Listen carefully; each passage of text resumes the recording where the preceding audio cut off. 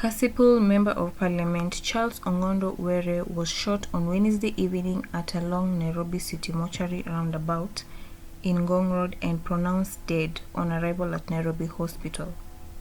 Welcome to Whispered Crimes, where the darkest secrets are told in quietest voices.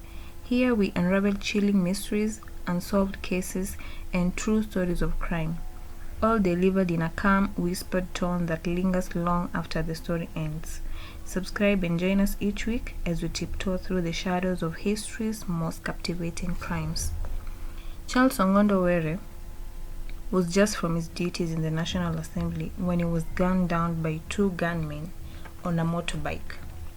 According to the police reports, there were witnesses who stated that when the vehicle of Mr. Charles Were came to a stop at a red traffic light on the roundabout, a certain man from a motorbike approached the vehicle and opened fire, and then left with the motorist heading to Nairobi CBD. The Directorate of Criminal Investigation stated that a CCTV footage shows a certain man carrying a bag was spotted checking around the MP's vehicle when the driver had stopped to deposit some money for Charles Were at an M-Pesa shop. The said man again is the same claimed to have gunned Mr. Charles Ong'ondo and fatally wounding him, leading to his death. The police reports state that Mr. Charles Were assassins had been tailing him, and the assassination was a targeted one with a well and highly trained assassin. Mr. Charles Were was fired at with 4 bullets, 1 that broke the glass window and 3 that hit him on the chest and his arm. Honorable Charles Were Ong'ondo unfortunately knew he was a marked man, and he even publicly claimed his life was in danger. He even complained the matter to the DCI, but no action was taken until when he met his sudden death. The sudden death of Kaspul Member of Parliament sent shockwaves to Kenya and the people of his constituency as they have lost a great leader. Mr. Charles Were was the chairperson of ODM party in Homa Bay County, and not long ago ODM had been Asanteni sana, sasa tumefika climax. Kama nyinyi uliojua iko matatizo Kenya, na ndi amani iwe kwa Jamhuri ya Kenya, negotiation iwe, tunaomba Sakayo akae kando, ndio ile level playing ground ya negotiation iwe sawasawa. Hakuna negotiation itaweza kuwa na Sakayo aitwae Ruto ako kwa ofisi.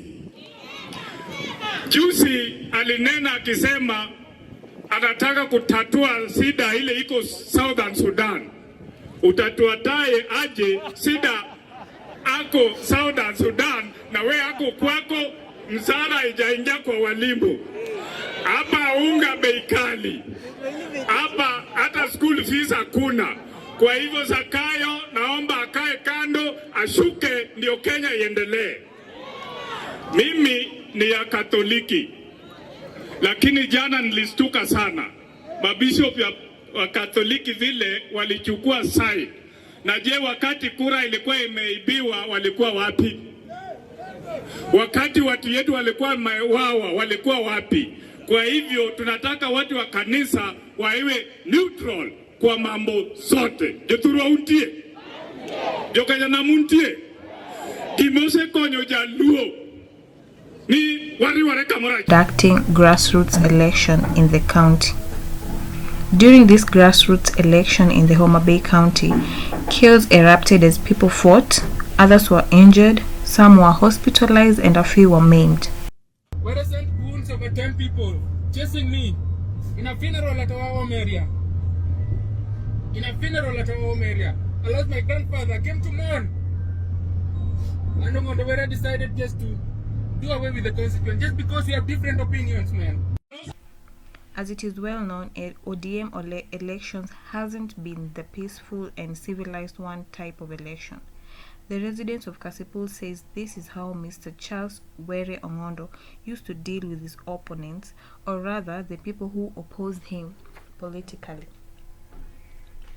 Since the MP's death, Series of videos, confessions, comments have flooded the social media with bad allegations on Charles Were Ong'ondo. The MP is said to have stabbed a teacher at some point and refused to appear for questioning at the police station. His residents also claim that he hires goons who beat up, maim, and kills youth in the constituencies. Photos of badly injured youths are trending on the social media with claims that Mr. Charles Ong'ondo goons are responsible. 13 people are also reported dead in the constituency due to these claims, and the people of Kaspul are stating that no legal action has been taken for the people who are responsible. Other tweets and records show that the MP was ruthless in his talks, as he was proud and didn't care in which manner he talked to some people. A family of one, Doti Apondi, claims that their beloved had been missing for 9 years now, and they don't know her whereabouts since Mr. Charles Were Ong'ondo had promised Dorothy a job in Meru. Dorothy Opondo disappeared while in the house of Mr. Charles Ong'ondo Were in Meru. The family says they never heard from Dorothy again since she left for the job in Meru, as was promised by Mr. Were. And they are blaming him for the disappearance of Dorothy. The family has reported the matter to different police stations since, but no help from the authorities, and the OB number just keeps disappearing. Members of Kaspul constituency beg the DCI and the National Police Service to take action on the many reports and cases filed against Mr. Charles Ong'ondo and his goons, but to no avail. Kaspul members were tired and thinking about taking matters in their own hands, as the law enforcement of Homa Bay had put to bed with the MP, says one member. Upon his death, some residents of Kaspul are celebrating, saying that one who lives by the sword dies by the sword.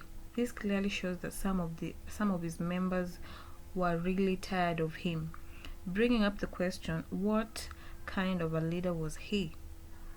Now, as some people are busy celebrating, others are mourning in tears and sorrows, such as his family members, who are also blaming the government for not taking immediate action when the MP reported that his life was threatened. The family is urging the Directorate of Criminal Investigations to take action and bring to justice the ones responsible for Mr. Charles Were Ong'ondo's death. The killers are known. Yes.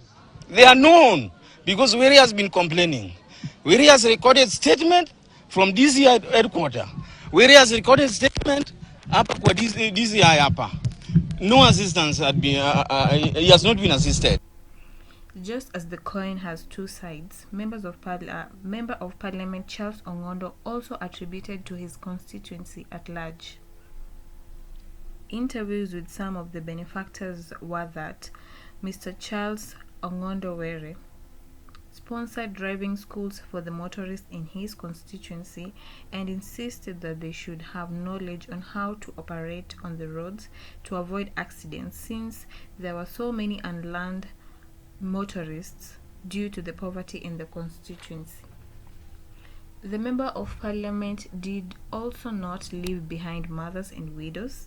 He helped them acquire checks for school fees for their children. He funded their businesses and also gave out capitals to start own businesses. He helped parents get bursaries for their children and also made sure that he secured jobs for teachers in the constituencies. In addition to this, he was also a free man, free to all and very welcoming to his home and compound, and even offered food to anyone, official or non-official. Currently, the investigations are ongoing as the DCI is determined to bring to justice the criminals who are still on the run. And the question on the minds of Kenyans is, who and why did they kill Mr. Charles Ong'ondo Were? Please let me know on the comment section if you think it was fair for Mr. Charles Were Ong'ondo to be assassinated. We send our sincere condolences to his bereaved family and hope that they will get justice for their beloved. Thank you for tuning in. Kindly subscribe to our channel and get notified on new updates. Stay safe and be watchful.